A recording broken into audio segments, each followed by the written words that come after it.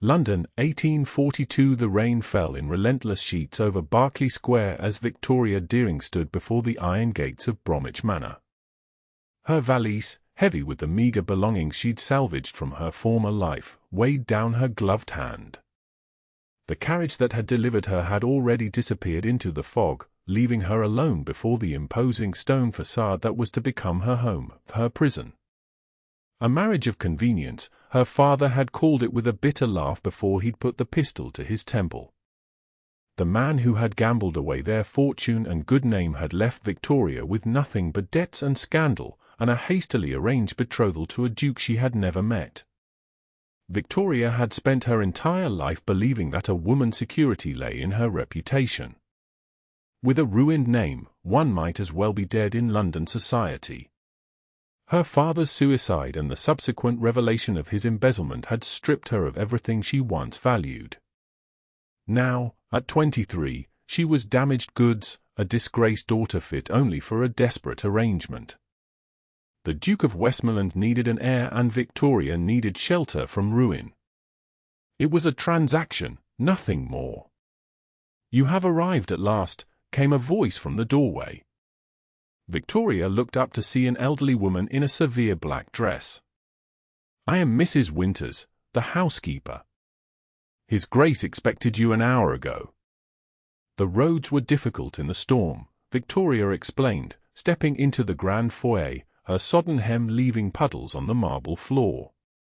"His Grace detests tardiness almost as much as he detests surprises," Mrs. Winters said, eyeing Victoria's plain travelling costume with barely concealed disapproval. "And you, Miss Deering, appear to be both." The housekeeper led Victoria through a labyrinth of corridors, each more opulent than the last. Priceless paintings lined the walls, and Persian carpets muffled their footsteps. Victoria felt acutely aware of her shabby appearance, her once fine clothes now several seasons out of date. "His Grace will see you in the library," Mrs. Winters announced, pausing before an imposing oak door. Victoria smoothed her damp skirts and patted her dark hair, which had begun to escape its pins in the humidity.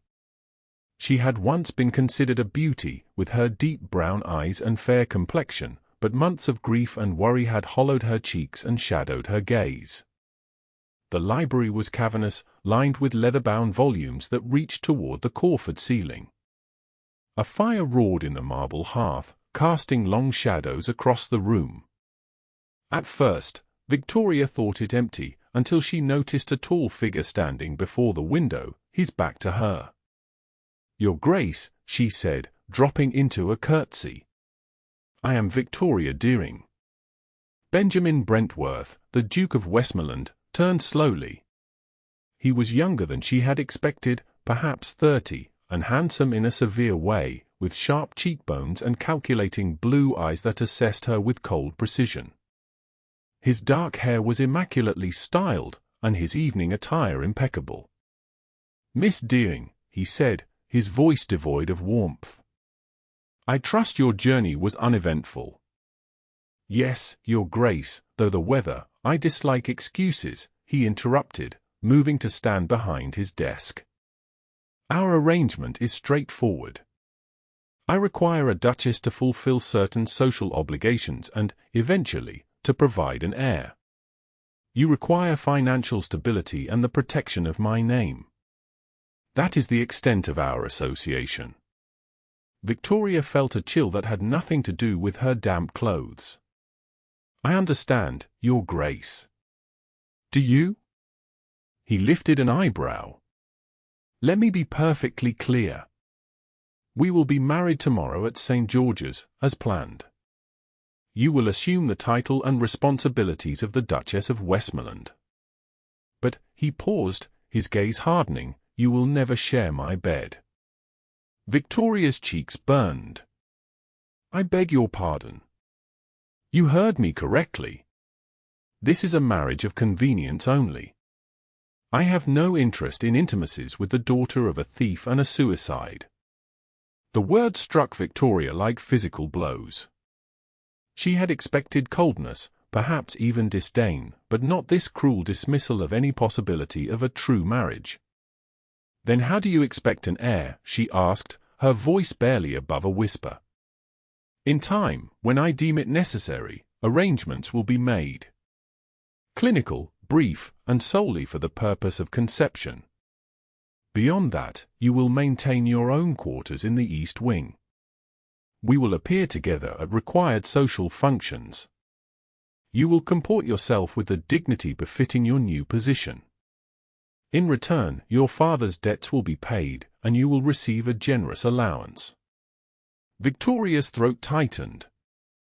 She had known this marriage would be loveless, she had resigned herself to that fate, but to be so thoroughly rejected before they had even begun seemed a cruelty beyond reason.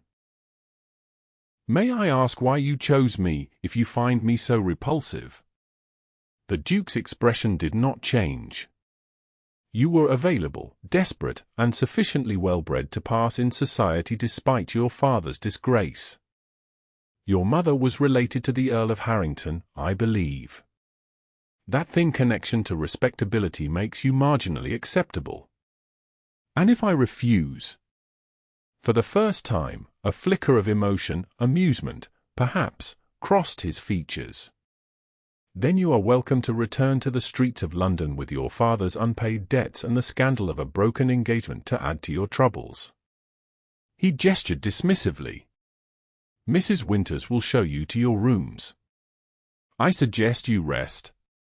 Tomorrow will be trying enough without the addition of fatigue." The wedding was a cold, perfunctory affair. Victoria stood beside her new husband in St. George's, Hanover Square, repeating vows she knew to be hollow. The Duchess's wedding ring, a heavy gold band set with diamonds, felt like a shackle on her finger. There were few guests, only the Duke's solicitor and a handful of distant relations who eyed Victoria with undisguised curiosity. Society buzzed with speculation about the sudden marriage between the notoriously reclusive Duke of Westmoreland and the disgraced daughter of Christopher Deering, whose suicide had scandalized London months earlier. The wedding breakfast was mercifully brief, and by mid-afternoon, Victoria found herself alone in her new suite of rooms, staring at her reflection in the ornate dressing-table mirror. The Duchess of Westmoreland looked back at her, a pale, solemn woman in an ivory silk gown that had been delivered that morning from the finest modiste in London. A soft knock at the door interrupted her thoughts. "Come in," she called, expecting her new lady's maid. Instead, a young woman with bright copper hair and a sprinkle of freckles across her nose entered. She wore a simple but elegant day dress of blue muslin. "Your Grace," the woman said with a curtsy. "I hope I'm not intruding. I'm Lady Rebecca Porter, the Duke's cousin.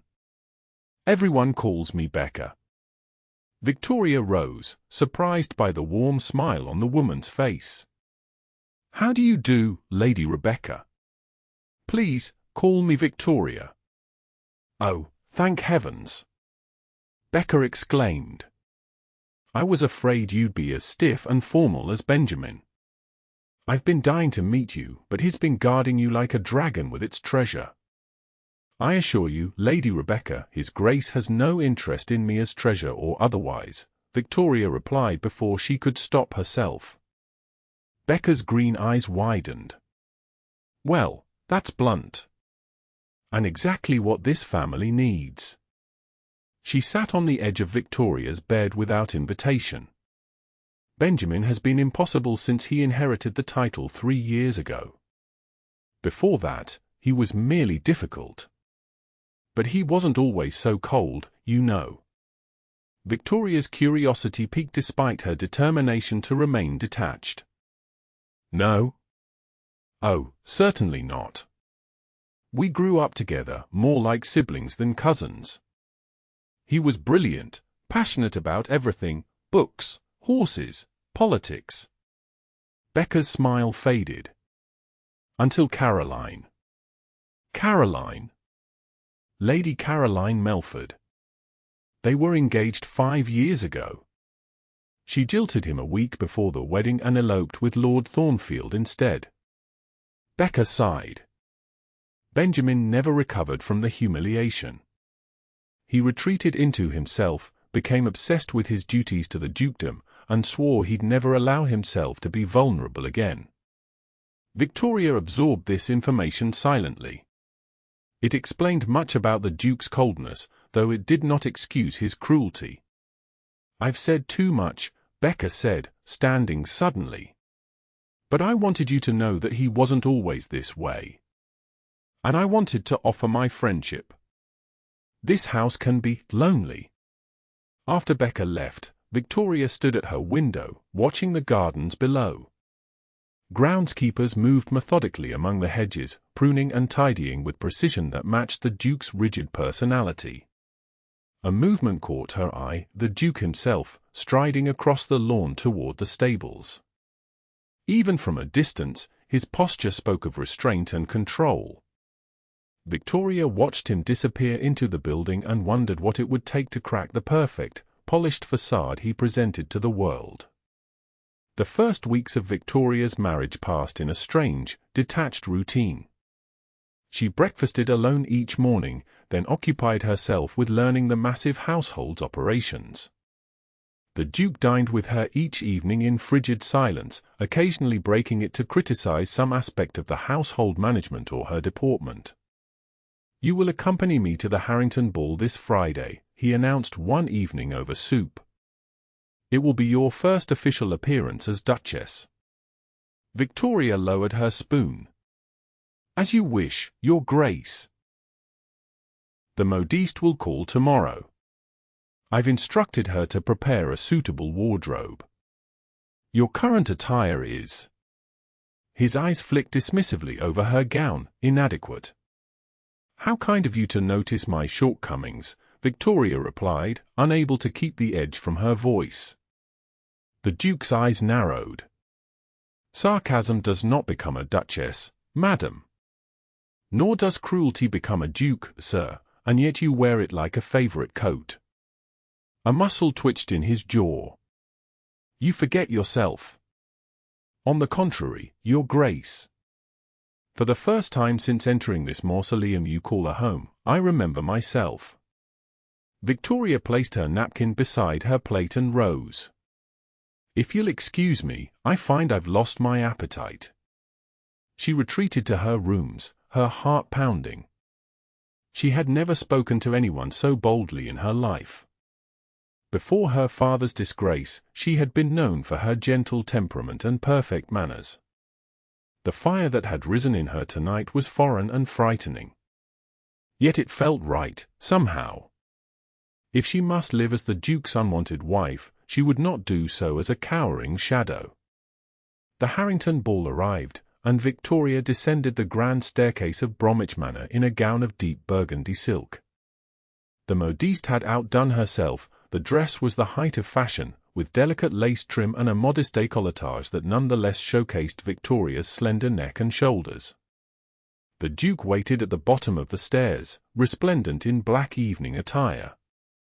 For a brief moment, as she approached, something flickered in his eyes, surprise, perhaps, or approval, before his expression returned to its usual impassivity. "You are punctual at least," he said by way of greeting. "The carriage awaits." The Harrington ballroom glittered with candlelight and jewels. As Victoria entered on the Duke's arm, conversation faltered and heads turned. She felt the weight of countless stares, curious, judgmental, envious. "Chin up," the Duke murmured. "You are a Brentworth now. You do not quail before gossips." It was the closest thing to encouragement he had offered since their marriage. The evening progressed in a blur of introductions and carefully measured conversations. Victoria found herself scrutinized by the cream of London society, each interaction a test of her worthiness to wear the Duchess's coronet. "My dear, what an unexpected match," drawled Lady Melford, a sharp-featured matron dripping in diamonds. "I must say, Westmoreland has surprised us all."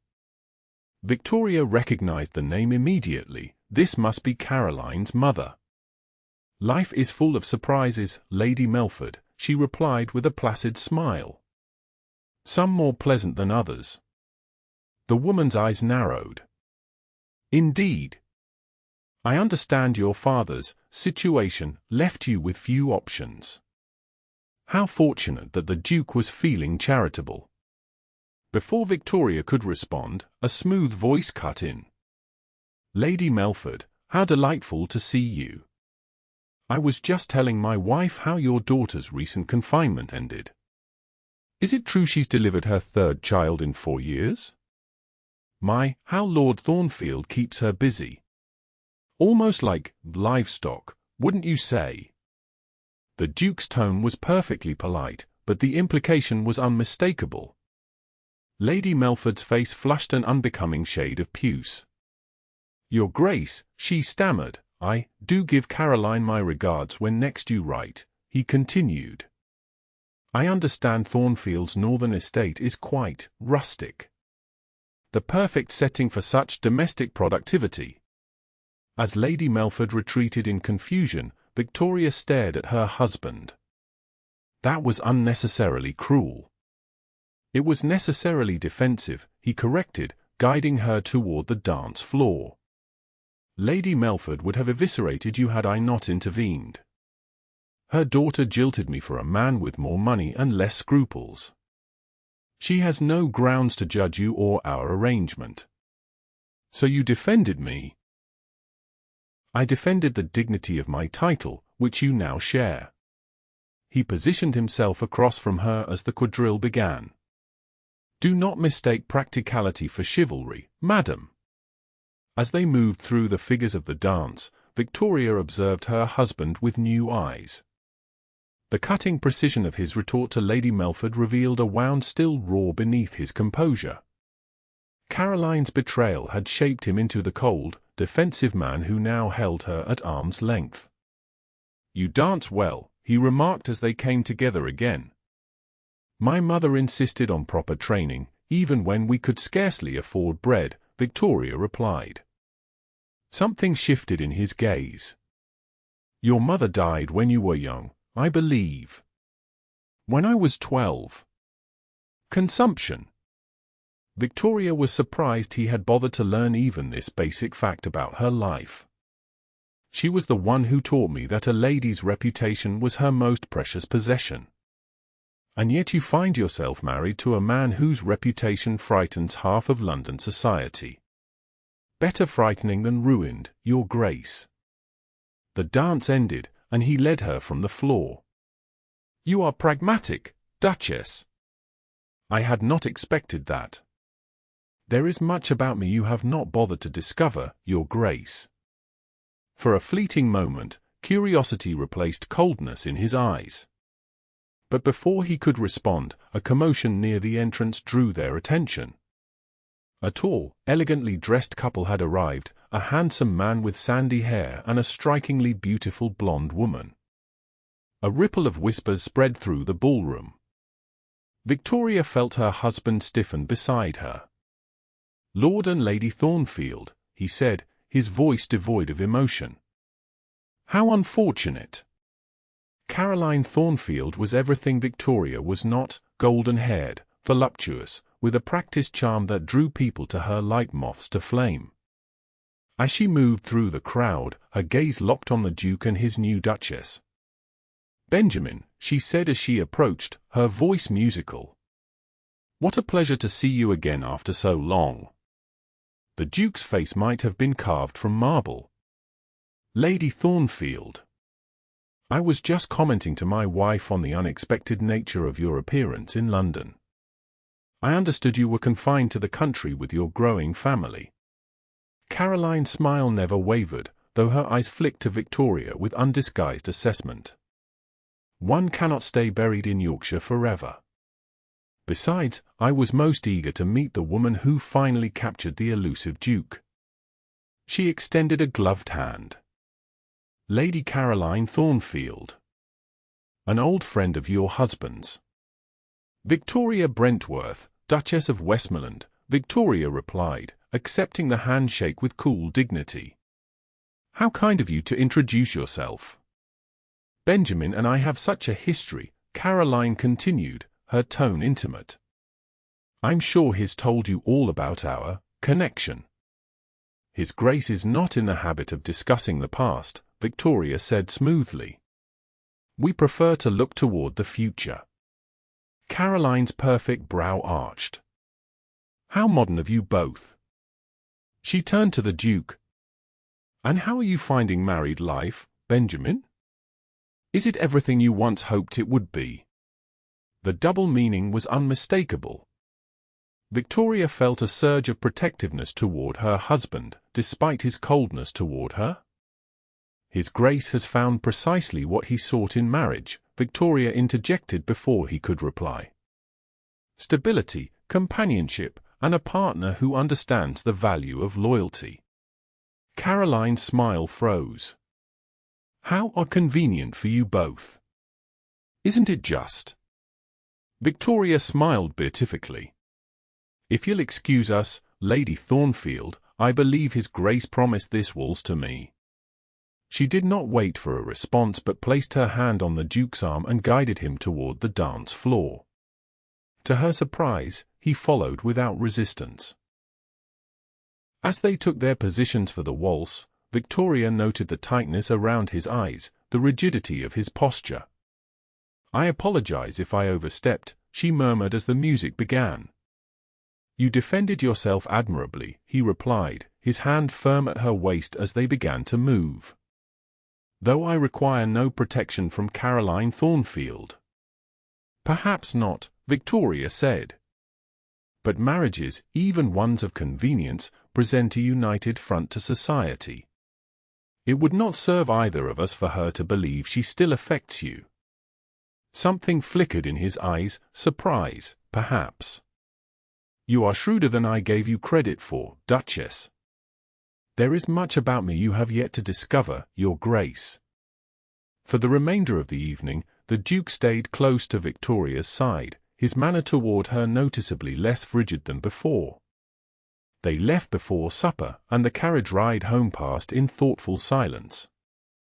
As they entered the grand foyer of Bromwich Manor, Victoria turned to bid her husband good night.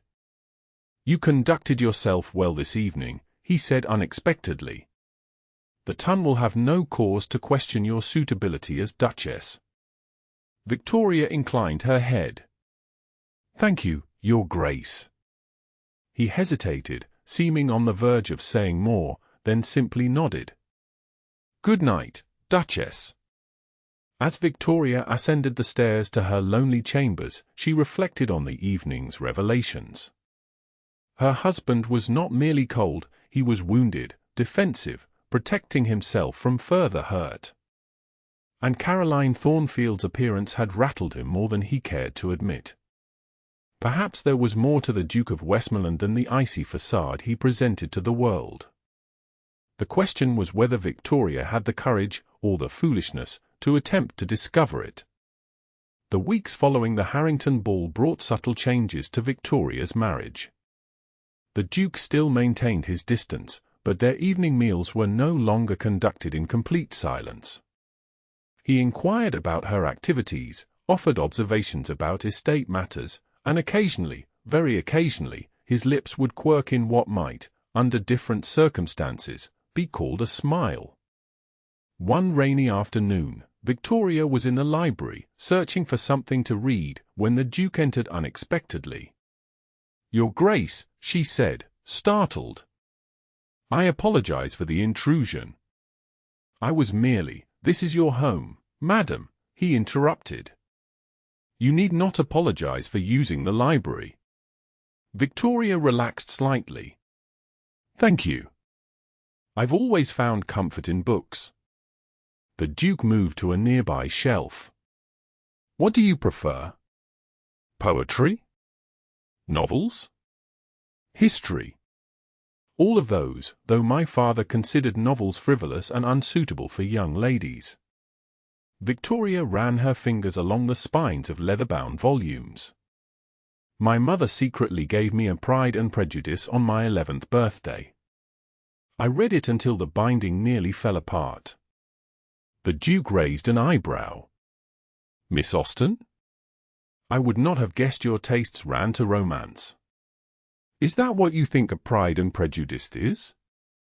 Merely a romance. Victoria challenged.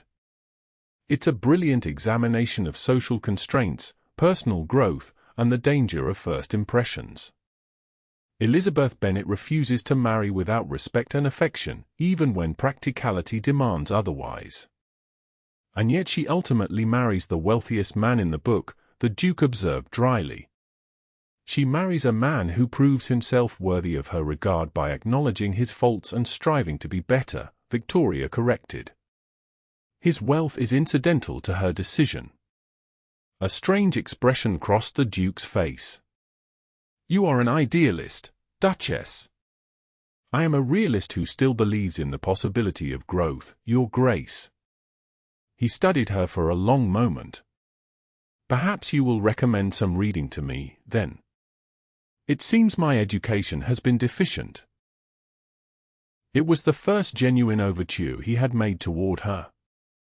Victoria felt a flicker of warmth in her chest as she moved along the shelves, selecting volumes with care.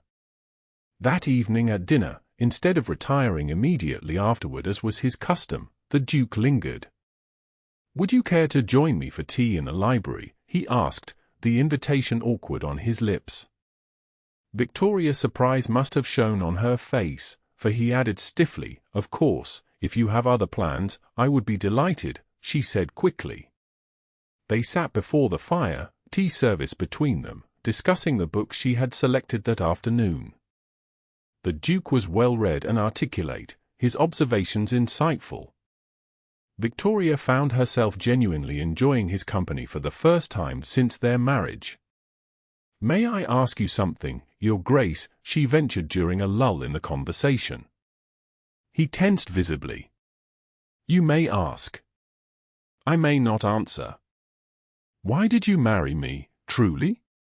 There must have been other suitable candidates for the position of Duchess, women without the taint of scandal. The Duke was silent for so long that Victoria thought he would not answer. Finally, he set down his teacup with careful precision. "Your father's disgrace was public," he said slowly. "Your circumstances were desperate. No one would question why you accepted a loveless marriage to a man of my reputation. And why would that matter to you?" His eyes met hers, and for once, she glimpsed vulnerability beneath the cold surface. "Because I required a wife who would not expect love from me. Who would not be disappointed when I could not provide it." The naked honesty of his admission stunned her. "You believe yourself incapable of love." "I know it." He stood abruptly. "I have correspondence to attend to. Good night, Duchess." Victoria watched him leave, understanding dawning slowly. The Duke had not chosen her despite her father's disgrace, he had chosen her because of it. He had wanted a wife who was as damaged as he believed himself to be. The realization should have angered her. Instead, it filled her with a strange determination. Benjamin Brentworth thought himself beyond redemption, beyond the reach of human connection. He had built walls so high that none could scale them. But Victoria had survived her father's suicide, society's rejection, and the humiliation of a marriage where she was openly declared unwanted. She had endured because beneath her proper exterior burned a stubborn flame of hope that life could be more than mere survival. Perhaps it was time to show the Duke of Westmoreland that damage did not mean broken, and that walls, no matter how high, could still be breached. The opportunity came sooner than Victoria expected. 3 days later, she was reviewing household accounts with Mrs. Winters when a commotion erupted in the entrance hall. "What in heaven's name?" Mrs. Winters exclaimed, rising to investigate. Victoria followed, only to find the Duke's valet, Parker, supporting a rain-drenched and clearly injured Benjamin through the doorway. "Your Grace," she gasped, rushing forward. "What happened?" "A minor riding accident," the Duke ground out between clenched teeth. "Nothing to concern yourself with." "His horse was spooked by lightning and threw him," Parker explained. "I believe his arm may be broken, and there's a nasty gash on his temple." "Mrs. Winters, send for Dr. Thompson immediately," Victoria ordered. "Parker, help me get His Grace to his chambers." "I am perfectly capable of," the Duke began, then swayed alarmingly. Victoria ducked under his uninjured arm. "Yes, you are the very picture of capability, Your Grace. Now, shall we proceed to your rooms, or would you prefer to collapse in the foyer?" To her astonishment, a huff of what might have been laughter escaped him. "As always, your practicality is commendable, Duchess." By the time Dr. Thompson arrived, Victoria had supervised the removal of the Duke's muddy riding coat and boots, applied a cold compress to his temple, and instructed the kitchens to prepare broth and tea. "A clean break," the doctor pronounced after examining the Duke's arm. "Painful, but straightforward to set. The head wound is superficial, though it will leave a scar."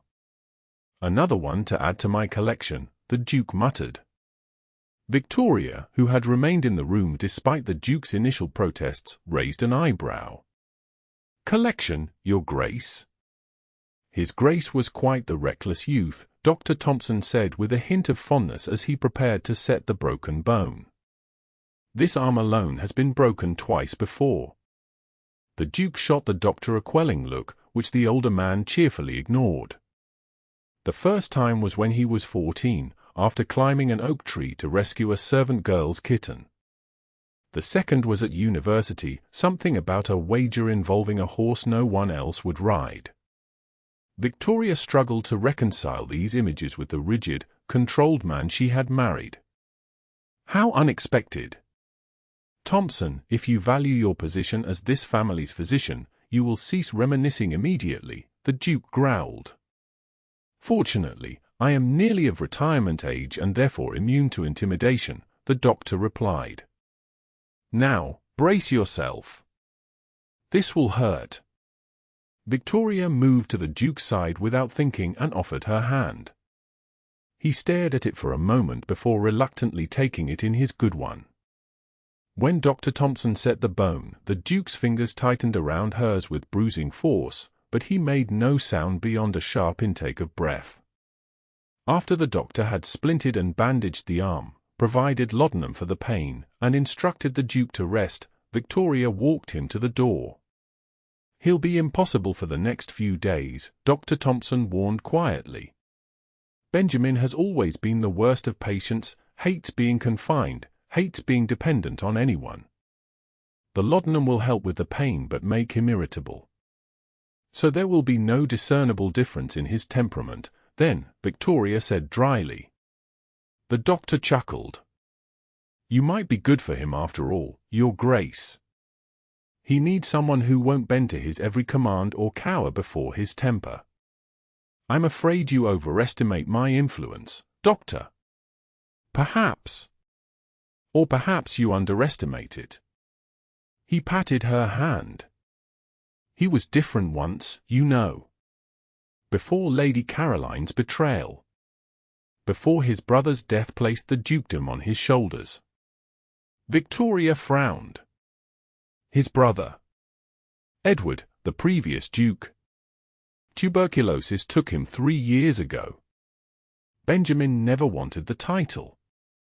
He was the second son, free to pursue his own interests, politics, literature, even charitable works, though he kept those quiet." The doctor sighed. "Edward's death changed him. He became obsessed with duty, with the bloodline, with preserving the dukedom at all costs. As if by sheer force of will he could prevent any further calamity." After the doctor left, Victoria returned to find the Duke struggling to adjust his pillows one-handed. "Allow me," she said, moving to help him. "I am not an invalid," he snapped. "No, merely a man with one functioning arm at present," she replied calmly, plumping the pillows and helping him settle against them. "There is no shame in accepting assistance when needed." He subsided with poor grace. "The laudanum makes my head foggy." "Then perhaps you should rest while your mind is still clear." She moved to draw the curtains against the fading daylight. "Why are you doing this?" he asked suddenly. Victoria turned back to him. "Doing what?" "This. Attending me. Showing concern. I've given you no reason to care about my welfare. You are my husband. In name only, by my own declaration." Victoria approached the bed, meeting his gaze directly. "When I took my vows, I promised to stand by you in sickness and in health. I may not have entered this marriage by choice, but I will honor my commitments." Something flickered in his eyes, respect, perhaps. "You are a woman of integrity, Victoria." It was the first time he had used her given name. The sound of it in his deep voice sent an unexpected warmth through her. "Rest, Benjamin," she said softly. "I'll return later with dinner." In the days that followed, Victoria took charge of the Duke's care, despite his initial protests. She read to him when the laudanum made his vision too blurry for reading himself. She arranged for meals that required minimal cutting. She endured his black moods with equanimity and celebrated his small victories, sitting up without dizziness, managing to write a brief letter with his left hand as if they were major accomplishments. Gradually, his resistance to her presence faded. He began to anticipate her visits, to engage her in conversations that ranged from estate management to literature to politics. Victoria discovered that beneath his cold exterior lay a brilliant mind and unexpected depths of knowledge about everything from agricultural reform to Greek philosophy. One evening, as she read to him from a volume of Wordsworth, she noticed his eyes were closed, his breathing even. Thinking him asleep, she closed the book and rose quietly. "Don't go," he murmured, "eyes still closed." "Your voice, it's soothing." Victoria settled back into her chair. "Shall I continue, then?" "If you would." He opened his eyes, regarding her with an expression she couldn't quite decipher. "You've been very patient with me these past days." "You've been an exemplary patient," she replied with a small smile. "Dr. Thompson warned me you would be insufferable." "Did he?" A rueful smile touched his lips. "I fear my reputation for difficulty is well earned." "Perhaps. But I've found you to be reasonably agreeable when not in pain or frustrated by your temporary limitations." "High praise indeed," he said, a hint of genuine humor in his voice. "Thompson also told me about your conversation regarding my brother." Victoria stilled. "I apologize if that seemed intrusive." "No." Benjamin shifted against his pillows. "You should know these things about the family you've joined. Edward was everything a duke should be. Responsible, dignified, born to the role. I was the spare, free to pursue my own interests. You never expected to inherit." "Never wanted to," he corrected. "Edward understood duty. I understood freedom. When he fell ill." He paused, his expression darkening. "It happened so quickly. Within months, he was gone, and I found myself with a title I hadn't prepared for and responsibilities I'd never wanted. And then Lady Caroline left me for a man better suited to be her husband," he finished. "She was right to do so, though her methods were cruel. I would have made her a terrible husband, too caught up in my grief and new responsibilities to be the husband she desired." Victoria considered his words carefully. "You speak as if your character is fixed, Benjamin. As if you are incapable of growth or change." "Some things are immutable, Victoria.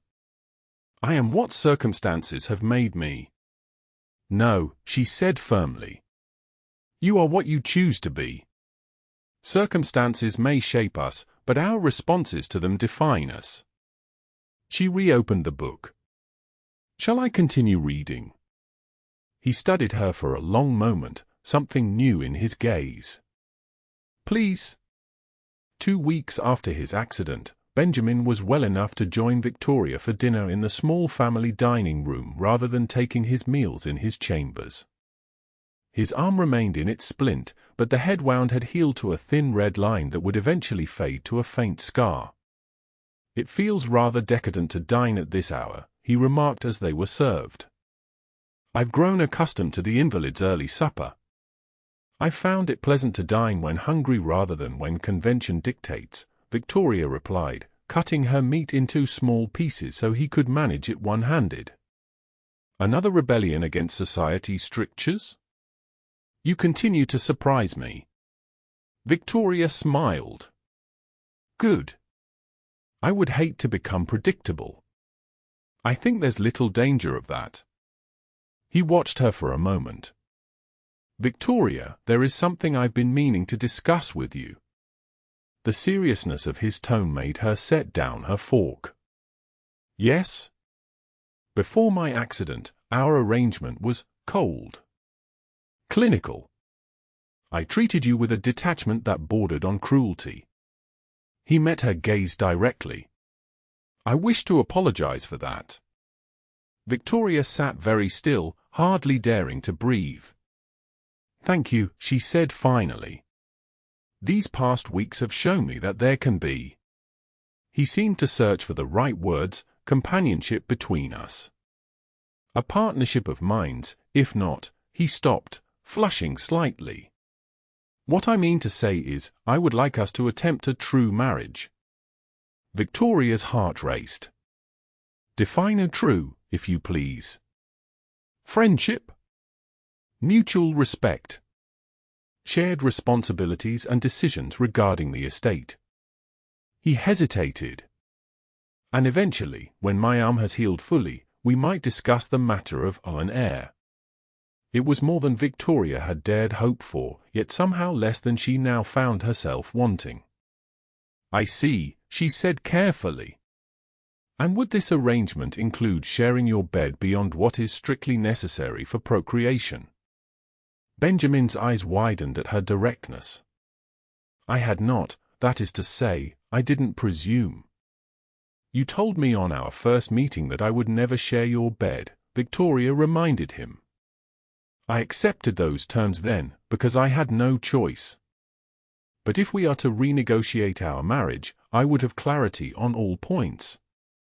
He set down his wine glass with precise care. "You wish to share my bed."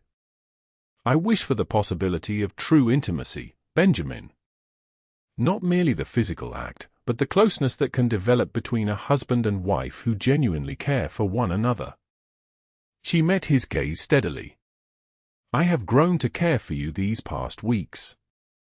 If that sentiment is not reciprocated, I would rather know now." The vulnerability in her admission hung between them like crystal, beautiful but fragile, easily shattered by the wrong word. Benjamin rose from his chair and moved around the table to stand beside her. With his good hand, he reached for hers. "Victoria," he said, his voice low and intense, "I have spent 3 years believing myself incapable of caring for anyone. I built walls to protect myself from further pain, further loss. And then you arrived, this proud, resilient woman who refused to be cowed by my coldness."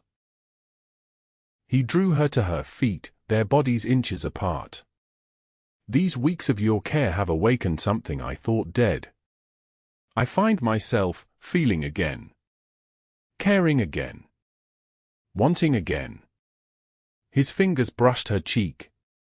"I cannot promise you love, not yet. But I can promise to try. To be open to the possibility." Victoria's heart thundered in her chest. "That is all I ask." Slowly, hesitantly, Benjamin lowered his head and brushed his lips against hers, a kiss so gentle it was barely more than a whisper of contact. Victoria's eyes fluttered closed as his hand moved to cup her cheek. When he drew back, his eyes were dark with emotion. "I believe, Duchess, that we should continue this conversation somewhere more private." Victoria smiled. "Lead the way, Your Grace." That night, Victoria did share her husband's bed, though not in the way either of them had anticipated. They lay side by side, talking until the small hours, exchanging confidences, memories, hopes. Benjamin spoke of his childhood, his relationship with Edward, his dreams before the dukedom had claimed him. Victoria told him of her mother's gentle guidance, her father's gradual descent into gambling, the devastating moment when she'd found his body. When exhaustion finally claimed them, they slept with fingers intertwined, a bridge between their separate worlds. Spring blossomed into summer, and with it, the marriage of the Duke and Duchess of Westmoreland flourished in ways London society could scarcely believe. The cold, forbidding Duke was seen smiling at his wife across ballrooms. The disgraced daughter of a suicide was welcomed into the highest circles, her grace and intelligence winning over even the most skeptical matrons. Behind the closed doors of Bromwich Manor, Benjamin and Victoria built something neither had dared hope for, a marriage of true partnership. They argued passionately about politics, collaborated on improvements to the estate's tenant farms, and discovered the joys of physical intimacy that grew from genuine affection rather than mere duty. When Victoria's courses failed to appear in July, Dr. Thompson confirmed what she had begun to suspect. A child, Benjamin breathed when she told him, his hand trembling as he placed it on her still flat abdomen. "Our child. Are you pleased?" Victoria asked, searching his face. "Pleased?" "Victoria, I am." He stopped, overwhelmed by emotion. Then, to her astonishment, he dropped to his knees before her and pressed his face against her middle. "I never thought to feel such joy again," he murmured. "You have given me back my heart." Victoria stroked his hair, her own eyes wet with tears. "And you have given me a home, Benjamin. Not just this house, but here." She placed her hand over his heart. "Where I truly belong." He rose and took her face between his hands. "I love you, Victoria Brentworth. With every piece of my once broken heart, I love you." "And I love you," she whispered against his lips. "My husband. My heart." In February of 1843, the Duke and Duchess of Westmoreland welcomed a son, Edward Benjamin Brentworth, future Duke of Westmoreland. The announcement in the Gazette noted that mother and child were doing well, and that the Duke had been seen pacing the halls of Bromwich Manor throughout the night, refusing to leave his wife's side during the delivery. Society matrons who recalled the hasty, scandal-tinged wedding of the previous year remarked on the extraordinary transformation of both parties. The Duke, once known for his coldness, now gazed at his wife with undisguised adoration. The Duchess, who had entered the marriage under the shadow of her father's disgrace, now moved through society with the quiet confidence of a woman who knew herself deeply loved. And if anyone recalled the whispered rumor that the Duke of Westmoreland had once vowed his bride would never share his bed, they kept such recollections to themselves. For it was obvious to all who saw them together that the Duchess had not only claimed her place in the Duke's household but had thoroughly conquered his once impenetrable heart.